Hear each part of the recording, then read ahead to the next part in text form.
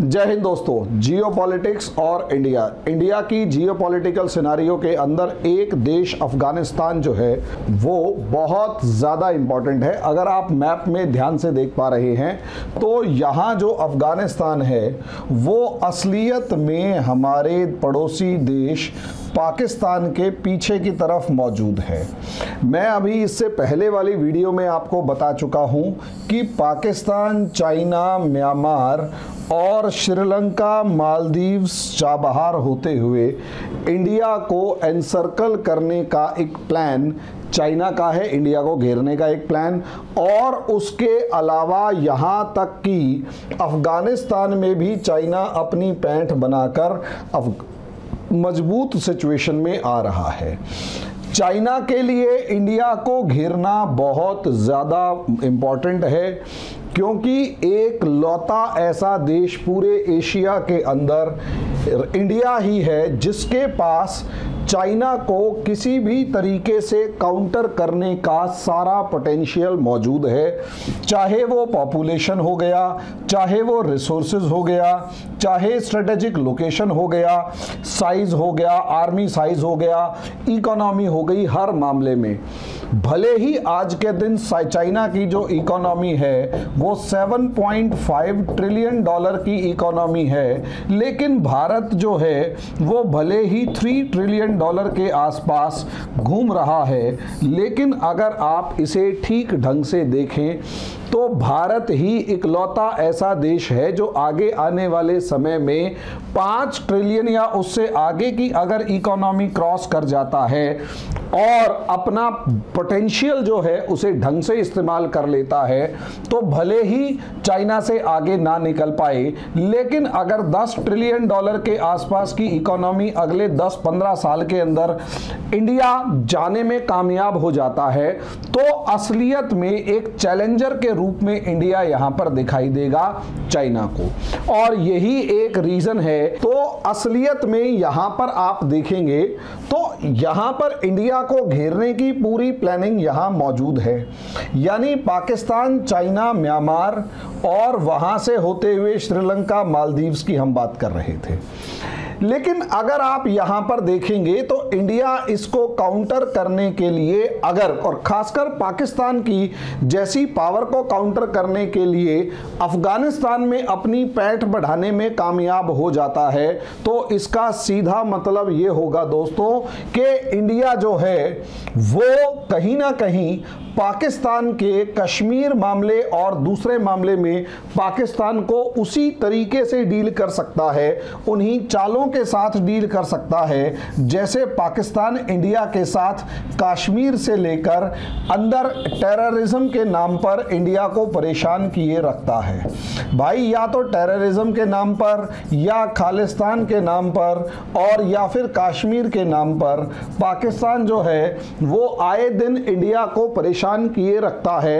और पाकिस्तान की इन चालों का जवाब देने के लिए, इफेक्टिव जवाब देने के लिए पाकिस्तान के पीछे की तरफ जो अफगानिस्तान है, इंडिया अगर अफगानिस्तान में अपनी पैंठ बना लेता है तो एक पंथ दो काज होंगे। एक, इंडिया चाइना को काउंटर कर पाएगा और दूसरा अफगानिस्तान के अंदर इंडिया जो है वो पाकिस्तान को, अफगानिस्तान के अंदर अगर इंडिया प्रेजेंट है तो पाकिस्तान को प्रॉब्लम क्रिएट करने में इंडिया काफ़ी ज़्यादा सक्सेसफुल हो सकता है, इसमें कोई दो राय नहीं है। इधर चाइना मौजूद है लेकिन चाइना भी पाकिस्तान के अंदर अपना इन्फ्लुएंस बढ़ा रहा है और यहाँ पर इंडिया का एक ठीक ठाक दोस्त ईरान भी मौजूद है। अब खेल समझिए असलियत में क्या था। पाकिस्तान अफगानिस्तान को हमेशा अपना बैकयार्ड समझता है, बैकयार्ड का मतलब अपना आंगन समझता है और एक अनडिक्लेयर्ड टाइप का इन्फ्लुएंस या यूं कहें अपना एक दावा ठोकता है कि अफगानिस्तान में कोई भी कुछ भी करेगा वो मेरे से पूछकर करेगा, क्योंकि अफगानिस्तान के ऊपर मेरा अधिकार है। अब ये पाकिस्तान का जो दावा है ये काफ़ी हद तक गलत है और अफगानिस्तानी लोग तो इस चीज़ को मानते ही नहीं हैं। लेकिन अफगानिस्तान की अपनी सबसे बड़ी मजबूरी यहाँ पर ये है कि ये जो कंट्री है ये लैंड लॉक्ड कंट्री है। अगर आप यहाँ देखें तो अफगानिस्तान किसी भी रास्ते में किसी भी तरीके से ओपन सी से नहीं जुड़ा हुआ, और यही रीज़न है इसे अपनी बाकी दुनिया से जुड़ने के लिए और खासकर मेन लैंड सी से मतलब मेन सी या हाई सीज से जुड़ने के लिए या तो पाकिस्तान के पोर्ट्स की ज़रूरत होती है या फिर ईरान के पोर्ट्स की ज़रूरत होती है। उसे अगर इंडिया से भी ट्रेड करना है तो पाकिस्तान क्रॉस करके आना पड़ेगा, या फिर ईरान आकर इंडिया आना पड़ेगा, या फिर पाकिस्तान आकर इंडिया आना पड़ेगा। शॉर्ट में कहने का मतलब ये है कि यहाँ पर अफगानिस्तान जो है वो लैंड लॉक्ड होने की वजह से अब ईरान जो है वो शिया कंट्री है और तालिबान जो अफगानिस्तान के अंदर है वो सुन्नी कंट्री है। अब यहां इस मामले को समझिए, है क्या मामला है? मामला यहां पर यह है कि शिया और सुन्नी की वजह से इन दोनों का, और कुछ वाटर डिस्प्यूट की वजह से, और तीसरा हज़ारा मुस्लिम्स की वजह से भी, हज़ारा मुस्लिम इशू के अंदर भी अगर देखा जाए तो ईरान और तालिबान का एक 36 का आंकड़ा रहता है। लेकिन दूसरी तरफ अगर आप यहाँ पर देखते हैं तो पाकिस्तान के साथ भी तालिबान का कोई मतलब अफगानिस्तान का कोई बहुत ही अच्छा मामला नहीं है। कारण उसका ये है क्योंकि अगर आप इस मैप को ठीक ढंग से देख पा रहे हैं तो यहां पर ये जो ग्रीन पार्ट आपको दिखाई दे रहा है ना, ये असलियत में पश्तून पॉपुलेशन है, और पश्तून पॉपुलेशन पाकिस्तान के एक बड़े इलाके को दावा ठोकती है कि भाई ये जो बड़ा इलाका है ये हमारा है और हम सारे पश्तून हैं। और ये जो 1896 में डूरंड लाइन खींची गई है, ये डूरंड लाइन जो है ये किसी भी सूरत में हमारा बॉर्डर नहीं हो सकती, और यही एक कारण है कि पाकिस्तान और अफगानिस्तान के बीच में जो बॉर्डर है जिसे ये डूरंड लाइन कहा जाता है, इस डूरंड लाइन को अफगान खासकर तालिबान मानता ही नहीं है। अब यहीं से पाकिस्तान और अफगानिस्तान के बीच में आए दिन कलेश की खबरें आती रहती हैं। अफगानिस्तान के अंदर कोई भी गवर्नमेंट बैठेगी वो किसी भी सूरत में, अफगानिस्तान में जो भी गवर्नमेंट होगी वो किसी भी सूरत में डूरंड लाइन को मान ही नहीं सकती। ये समझ लीजिए, ये अफगानिस्तान और पाकिस्तान के बॉर्डर डिस्प्यूट का सबसे बड़ा रीजन है, सबसे बड़ा रीजन यही है। और इसी कारण से अगर आप यहां देखते हैं तो ये एक इशू है, बोन ऑफ कंटेंशन है पाकिस्तान और अफगानिस्तान के बीच में। अब मामला ये है कि जब 1990s से जब 1996 के आसपास तालिबान का जन्म होता है और 2001 के बीच में तालिबान वहां पर मौजूद होता है, मतलब 2001 तक। उसके बाद सेकेंड अफगान वॉर शुरू हो गया। लेकिन पहले वाले तालिबान के साथ प्रॉब्लम ये थी कि असलियत में इसे पाकिस्तान ने सपोर्ट किया पूरे तरीके से, और पूरी दुनिया की नजरों में तालिबान को एक टेररिस्ट ऑर्गेनाइजेशन बना दिया। यहां समझने की कोशिश कीजिए कि तालिबान को पाकिस्तान ने पहले तो सपोर्ट किया, मजबूत किया, अफगानिस्तान पे कब्जा करने की कोशिश मतलब कब्जा करने में मदद करी, और जब तालिबान कामयाब हो गया तो तालिबान को जानबूझकर दुनिया की नजर में एक तरीके का टेररिस्ट ऑर्गेनाइजेशन डिक्लेयर करवा दिया। सोच कर देखिए चाल कितनी गजब थी, ताकि तालिबान जो है वो सिर्फ और सिर्फ डिपेंडेंट ऑन पाकिस्तान रहे और पूरी दुनिया से इस तालिबान का किसी तरीके का कोई भी रिश्ता नाता ना रहे। इस चाल में पाकिस्तान 5 साल तक कामयाब हुआ और तालिबान जो है वो बहुत ही रेडिकल फॉर्म में अपना काम करता रहा और पूरी दुनिया की नज़र में तालिबान एक टेररिस्ट ऑर्गेनाइजेशन की फॉर्म में ही बना रहा। 2001 में जैसे ही अमेरिका ने एंटर किया, तालिबान की लड़ाई हुई, तालिबान अमेरिका दोनों आपस में लड़ रहे थे। यहां पर पाकिस्तान का दोगलापन सबके सामने आया। ना सिर्फ अमेरिका बल्कि तालिबान को भी समझ में आया कि कम से कम पाकिस्तान जो है वो तुम्हारा हमदर्द नहीं है या पाकिस्तान तुम्हारा सपोर्टर नहीं है। और पाकिस्तान अमेरिका के साथ भी है और पाकिस्तान तालिबान के साथ भी है और वो अमेरिका से डॉलर ले रहा है, तालिबान के नाम पर खूब सारा पैसा ऐंठ रहा है। तालिबान को समझ में आ गया। यही रीजन है जब 2019 के अंदर दोहा डायलॉग शुरू हुए और दोहा डायलॉग के अंदर यहां पहली बार ऐसा हुआ कि अमेरिका और तालिबान एक टेबल पर आकर बैठते हैं और दोनों के दोनों जो देश हैं, अमेरिका और तालिबान एक टेबल पर आकर बैठते हैं, आमने सामने डिस्कशन करते हैं और दुनिया की जो डेमोक्रेसीज हैं पहली बार तालिबान को एज अ स्टेट या यूं कहें कंटेंडर ऑफ पावर की फॉर्म में देखती हैं और उससे डील करने की कोशिश करते हैं कि किसी तरीके से हमारे सिस्टम को एक्सेप्ट करोगे तो हम तुम्हारे साथ रहेंगे।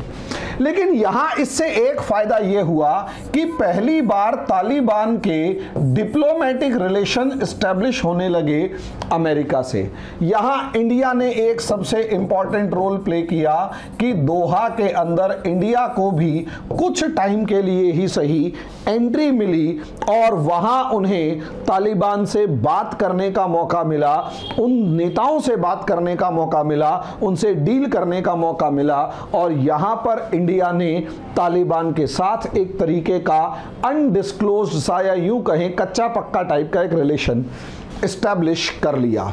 यहां खेल समझिएगा, यहीं से खेल शुरू होता है कि यहां जैसे ही तालिबान ने असलियत में यहां पर अपना खेल शुरू किया या यूं कहें तालिबान ने अपनी प्रेजेंस जो है दुनिया को दिखानी शुरू करी, पाकिस्तान को समझ में आ गया कि अब तालिबान को ज्यादा दिन तक अपने अंगूठे के नीचे दबाए रखना पॉसिबल नहीं है। इसलिए पाकिस्तान ने तालिबान को फ्री हैंड नहीं दिया और 15 अगस्त 2021 को जब अफगानिस्तान के काबुल पर कब्जा हो रहा था या अफगानिस्तान मतलब 2021 में लड़ाई शुरू हुई और अफगानिस्तान पर कब्जे की लड़ाई शुरू हुई, तो यहां चाल देखिए पाकिस्तान ने कितनी खतरनाक चली। और खतरनाक चाल ये चली कि तालिबान को तो कहा कि जितने ज्यादा बॉर्डर इलाके हैं उन सभी बॉर्डर इलाकों के ऊपर आप कब्जा करना शुरू करो और उसके बाद कंदहार पे कब्जा करो। लेकिन जब अफगानिस्तान पूरे बॉर्डर इलाकों पर लड़कर और अंदर एंट्री करने की सोच रहा था, बहुत तेजी के साथ यहां काबुल राजधानी के अंदर तालिबान की जगह पर यहां हक्कानी नेटवर्क को भेजा गया और हक्कानी नेटवर्क के जो लोग थे वो प्योरली पाकिस्तानी हैं, अलीगढ़ से गए हुए हैं। हक्कानी जितने भी हैं सारे अलीगढ़ के गए हुए हैं।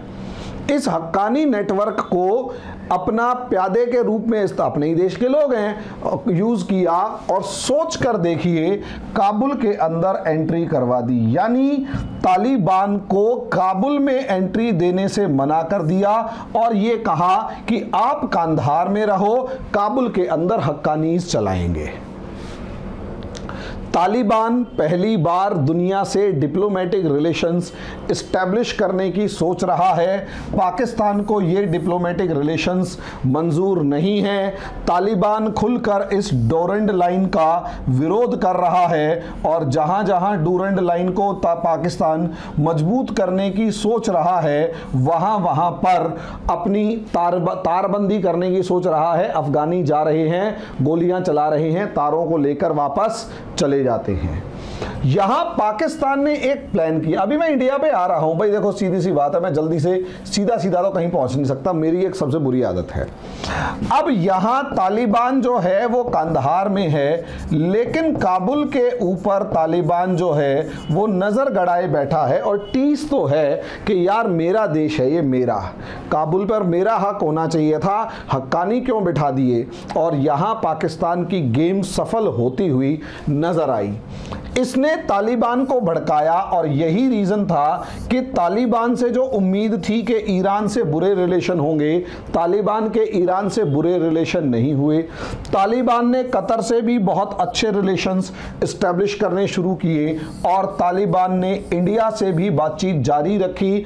और इंडिया के मामले में, खासकर कश्मीर के मामले में, तालिबान से वो मदद नहीं मिली पाकिस्तान को जो मिलनी चाहिए थी। यानी तालिबानी लड़ाके कश्मीर में आके लड़े, वो कोशिश जो 1989 में पाकिस्तान करके कामयाब हो गया था, यहां पर वो कोशिश कामयाब होती हुई नजर नहीं आई। और यही इसकी सबसे बड़ी समस्या थी, यही इसकी सबसे बड़ी समस्या थी, सबसे बड़ा यहां पर चैलेंज था इन लोगों के लिए। इसीलिए अब हुआ क्या मामला समझिए। यहां पर पाकिस्तान ने तालिबान को समझ लिया कि भाई तालिबान कम से कम पाकिस्तान के हाथ की कठपुतली नहीं बनेगा। यही कारण है कि पाकिस्तान के ऊपर आरोप है कि पाकिस्तान ने ISIS के आउटफिट को इस्तेमाल किया, तालिबान के ही कुछ नेताओं को अलग किया और Islamic state of Khorasan province नाम का और ज्यादा रेडिकल ऑर्गेनाइजेशन बनाया। अब ये ISKP जो है ये खुले तौर पर तालिबान के अफसरों पे हमला कर रहा है, तालिबान के लोगों पे हमला कर रहा है, तालिबान की आर्मी पर हमला कर रहा है। यहां तक कि अभी थोड़े दिन पहले जो सिख गुरुद्वारे पर हमला हुआ, उस सिख गुरुद्वारे पर हमले की जिम्मेदारी भी ISKP ने ली। कहां तो तालिबान कोशिश कर रहा है कि कैसे भी करके लॉ एंड ऑर्डर मेंटेन हो वहां पर, और किसी भी स्टेट की मेन जिम्मेदारी उस देश में रहने वाले जो माइनॉरिटीज हैं उनको सुरक्षा देना होता है। और तालिबान इस चीज की कोशिश कर रहा है कि भले ही 2-4-10 लोग हैं लेकिन उन लोगों को सिक्योरिटी दी जाए। लेकिन ISKP अपना दावा ठोक रहा है और तालिबान को झूठा ऑर्गेनाइजेशन और अफगानिस्तान अमेरिका का पिट्ठू कहना शुरू कर चुका है। और तालिबान भी अब ISKP के अगेंस्ट, अब जैसे सोचने वाली बात है, अभी मंडे को ही काबुल के अंदर उलेमाओं की ग्रैंड जिरगा बुलाई गई और उस ग्रैंड जिरगा के अंदर सारे जितने भी उलेमा, मुफ्ती, मौलवी, काजी थे वो आए और उन्होंने उस ग्रैंड जिरगा के अंदर आकर ISKP को भ्रष्ट ऑर्गेनाइजेशन प्रूव किया, डिक्लेयर किया और ये आम लोगों से कहा कि ISKP में शामिल ना हो। अब ISKP भड़क गया और उसने खुले तौर पर ISKP ने तालिबान को जो है वो भ्रष्ट और गालियां बकना शुरू की। अब तुम अंजाम भुगतने के लिए तैयार रहो और हम तुम्हें बताएंगे। अब यहां आरोप पाकिस्तान पर है कि वो ISKP को सपोर्ट कर रहा है और तालिबान जो है वो कहीं ना कहीं अपने देश को ऑर्गेनाइज करने की कोशिश कर रहा है। यहां यानी अगर आप देखते हैं तो एक तरफ तालिबान है, दूसरी तरफ यहां पर ISKP है, तीसरी तरफ यहां आप देखते हैं कि पाकिस्तान है और यहां अगर आप देखें तो सेंट्रल एशियन कंट्रीज भी हैं और सेंट्रल एशिया जो है इसके साथ साथ इधर आपको चाइना मिलेगा और चाइना के साथ साथ नीचे जो है वो ईरान है। अब भारत यानी इंडिया की यहां पर चैलेंज क्या है कि भाई चाइना जो है वो ये एक सबसे मेन काम ये कर रहा है कि चाइना की शुरू से एक रियलिस्टिक डिप्लोमेसी ये रही है कि उसे दुनिया की किसी चीज से कोई मतलब नहीं होता, उसे केवल एक चीज से मतलब होता है और वो है कि मुझे मेरा फायदा देखना चाहिए। वो तालिब अफगानिस्तान की जो माइंस हैं, माइंस और मिनरल्स जो हैं उनके ऊपर कब्जा करना शुरू कर चुका है और जितना भी माइंस वगैरह हैं उनको एक्सट्रैक्ट करने की पूरी तैयारी में चाइना है। और अगर चाइना इस चीज में कामयाब हो जाता है और तालिबान पाकिस्तान के मामले में चाइना एक मीडिएटर या यूं कहें कि आर्बिट्रेशन की पावर ले लेता है, तो उसका सीधा मतलब यह होगा कि आने वाले समय में तालिबान के ऊपर, तालिबान पाकिस्तान के मामले में चाइना बॉस बन जाएगा और इंडिया एलिनिएशन की फॉर्म में आ जाएगा। और ना केवल तालिबान बल्कि तालिबान, ईरान, पाकिस्तान का जो ट्राइंगल बनेगा, अफगानिस्तान, ईरान, पाकिस्तान का, यहां पर इस पूरे ट्राइंगल के ऊपर चाइना जो है वो कब्जा करके बैठ जाएगा और इंडिया इस पूरे एरिया की डिप्लोमेसी से बाहर हो जाएगा, इस पूरे एरिया की राजनीति से बाहर हो जाएगा। और इसीलिए क्या मामला है, इंडिया यहां पर अब कहीं ना कहीं, लेकिन इंडिया के लिए अपॉर्चुनिटीज खत्म नहीं हुई है, इंडिया की तो बल्कि गेम अब शुरू हुई है, बैक इन द गेम आ गया है। क्योंकि असलियत में चाइना के पास भी एक कंफ्यूजन है कि यहां पर एक नई राइवलरी क्रिएट हो गई है आईएसकेपी और तालिबान के बीच में।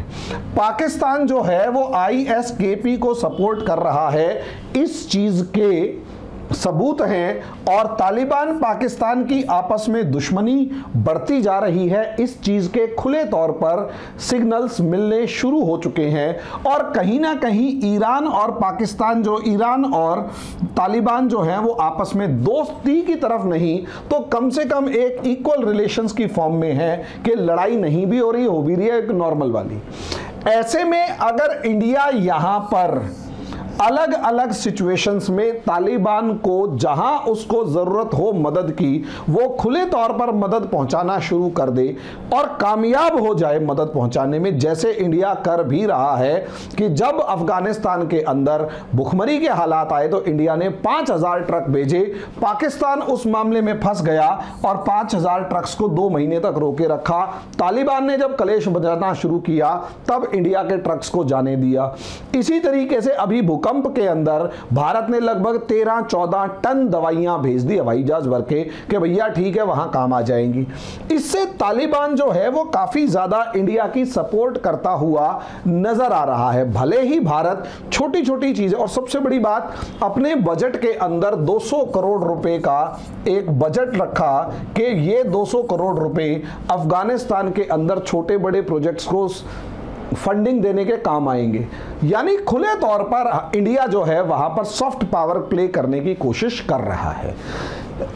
ऐसे में यहां पर दोबारा इंडिया के लिए एक मौका बन चुका है। जो पहले मौका अफगान गवर्नमेंट के साथ था, अशरफ गनी और दूसरे उससे पहले वाली सरकार जो थी उनके साथ था, अब वही मौका जो है इंडिया को तालिबान के साथ मिलता हुआ दिखाई दे रहा है। यानी अभी तक जो अगस्त 2021 से हम अप्रैल मई 2022 के बीच में देख रहे थे कि इंडिया जो है वो पूरी गेम से आउट हो चुका था, अब साफ तौर पर नजर आ रहा है कि इंडिया गेम से आउट नहीं है, दोबारा से अपनी पकड़ बना रहा है। भले ही बेसिक लेवल पर सही, काबुल के अंदर काउंसलेट खोला और उस काउंसलेट के अंदर काफी हद तक अफगान गवर्नमेंट से जो है वो डिप्लोमेटिक जो रिलेशंस हैं वो एस्टेब्लिश करने की कोशिश की जा रही है। यानी मेरा जो टॉपिक है कि क्या इंडिया वहां पर अपना ग्राउंड छोड़ चुका है, तो आंसर है नहीं।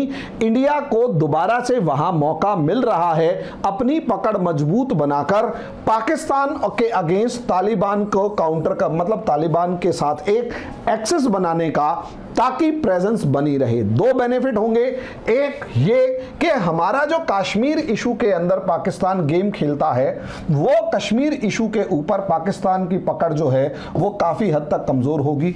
दूसरा, अफगानिस्तान से अगर अफगानिस्तान से हमारी दोस्ती है तो बहुत सारे मामलों में पाकिस्तान पर दबाव बनाने में हमें फायदा होगा, और अगर अफगानिस्तान और ईरान के रिलेशंस ठीक हैं तो अफगानिस्तान तक मार्केट और सेंट्रल एशियन मार्केट्स तक हम अपना डेवलपमेंट कर सकते हैं, या अपना एक जो बेस है, ग्राउंड है या जो मार्केट्स है, वहां तक अपनी अप्रोच बना सकते हैं। शॉर्ट में कहने का मतलब यह है कि इंडिया अगर अफगानिस्तान के अंदर अपनी प्रेजेंस को दोबारा से बना रहा है और अपनी आइडियलिज्म बेस्ड डिप्लोमेसी को छोड़कर रियलिज्म बेस्ड डिप्लोमेसी की तरफ आगे बढ़ने में कामयाब हो जाता है, तो इंडिया के लिए बहुत बड़ी अचीवमेंट होगी है। और इंडिया, मुझे ऐसा लगता है कि इस मामले में इस बार पीछे नहीं है, और जो पीछे हम लोग डिप्लोमेटिक ब्लंडर्स करते आए हैं, इस बार इंडिया वो वैसा कोई ब्लंडर नहीं कर रहा है। और सिचुएशंस कुछ हद तक इंडिया के फेवर में भी हैं, इसमें भी कोई दो राय नहीं, लेकिन अभी भी जिस तरीके से चाइना एग्रेसिवली आगे बढ़ रहा है, उस चीज को साफ तौर पर देखा जा सकता है कि इंडिया अभी भी दबाव में तो है, पहले से कम में है लेकिन दबाव में है। पहले तो हथियार डाल रखे थे, अब कम से कम हथियार उठाकर कोशिश कर रहा है। अब आगे क्या होता है दोस्तों, वो तो वक्त बताएगा। कमेंट बॉक्स में जरूर लिखिएगा कि आपको ये वीडियो कैसा लगा, इसका कंटेंट कैसा लगा, और आगे जो भी टॉपिक्स आप चाहते हैं उनके ऊपर डिस्कशन किया जाएगा। अभी के लिए इतना ही, धन्यवाद।